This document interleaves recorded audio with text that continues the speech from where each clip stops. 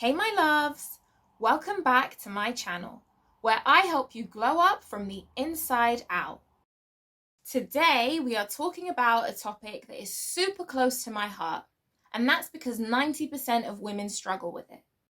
And that is the ability to say the word no. That's right, I had to do it in slow motion because a lot of women struggle to say no. It all ties into that all-important skill of having boundaries. So in this video, you're going to learn two things. Firstly, you're going to learn how to set boundaries, and then you're going to learn the 3-step strategy that I use to say no.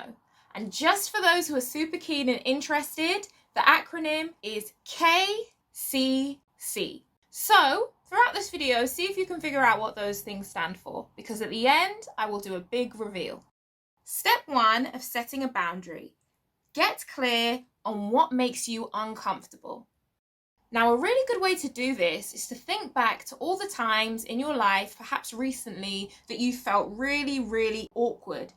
Once you've done this, it may be worth seeing if there's anything in common between the situations, because you might find that there's a common theme of discomfort, and that might be really enlightening to you and help you discover a bit more about yourself. Once you've done this, step 2 is deciding what your boundary is going to be. So this could look like, I don't speak to my colleagues at work about my finances. It's really up to you what you decide your boundary is, but it's really important that you're clear, because if you don't know what your boundaries are, how are you going to enforce them to other people? Step 3 is for once you've figured out what your boundaries are. Now that you know what you don't or won't engage in, it's really important to prepare for awkward situations. Just because you've decided that something is your boundary, it doesn't mean that the world knows that. And we can't expect people to read our minds, especially if you used to be someone who was a lot freer with your information and now you're deciding to get more private.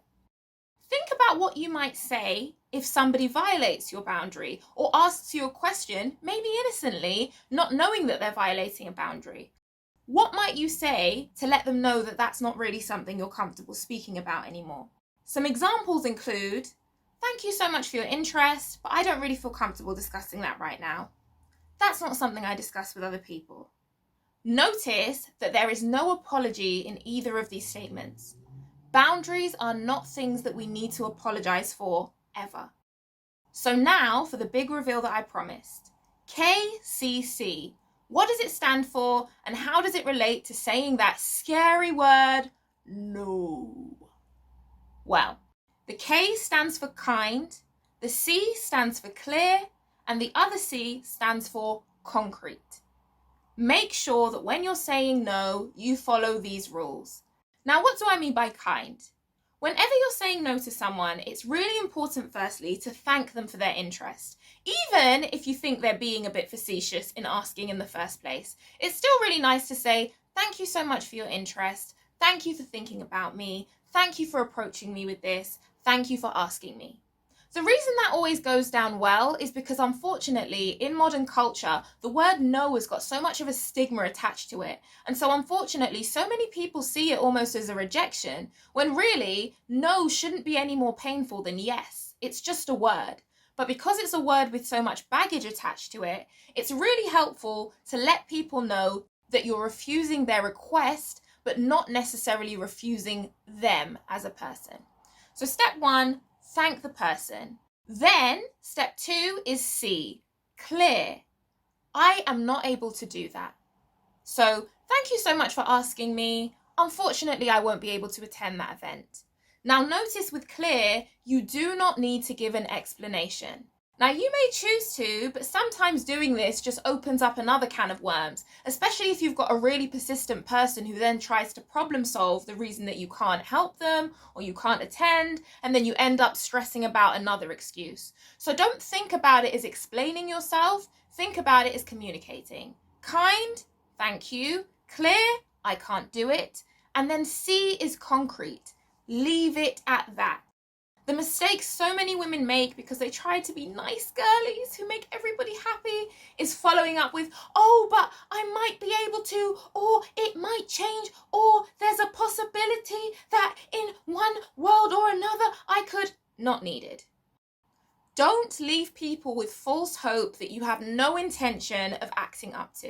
If it's no in the moment and you're genuinely not sure if it's going to change, then you can say something like, if this changes, I will let you know. Sometimes you are available, you just don't want to do something, and that is fine. So kind, clear, and concrete is what you should keep in mind whenever you're saying the word no. Now, another really important aspect of boundaries is enforcing them. Now, again, enforce is a loaded word. I'm not suggesting you get boxing gloves and enforce it that way, but something that's really, really important for you to do is to stand by your boundaries, because people will not take them seriously if you violate them yourself. Another thing to bear in mind is that you may lose friends or people you thought were your friends by having boundaries. And that's okay, because all that shows is that those people were only really concerned about what you could do for them. Think about it. If you're really there for someone and if you're really somebody's friend, you want them ultimately to feel comfortable with you and to feel happy. So if the moment that they say, actually, I can't do that, your friendship is over, that speaks volumes about the kind of friendship it was in the first place.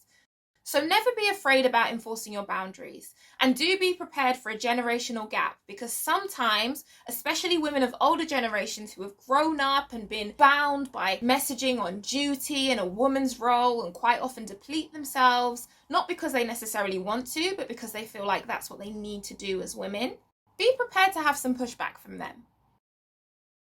I hope you found this video helpful, my loves, and good luck enforcing those boundaries. Don't forget to like, comment, and subscribe. And I'd love to see in the comments any phrases or comebacks you have for when you feel like a boundary's been violated. Until the next one, mwah.